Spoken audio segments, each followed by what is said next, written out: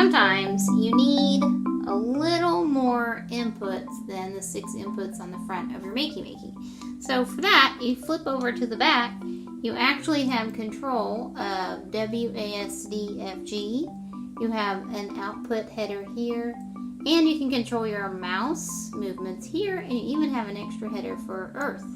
So to use those, all you have to do is take these jumper wires that come in your kit, and the jumper wire is a lot like an alligator clip. It just doesn't have the clasp.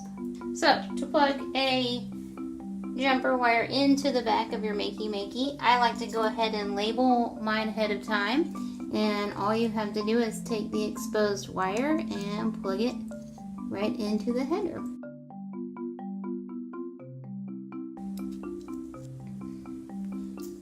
And now you'll have control of W, A, S, and D once you plug in your Makey Makey. So once you've connected your jumper wire in the header, you can connect it to an alligator clip, or you can put it directly to your conductive thing. And if you hold Earth now, when I press W, I can type WASD. I'll clear that out and you can see I do it again, WASD. Or I can go to Scratch and create my own program, or find a program that uses these keys, and now watch what happens.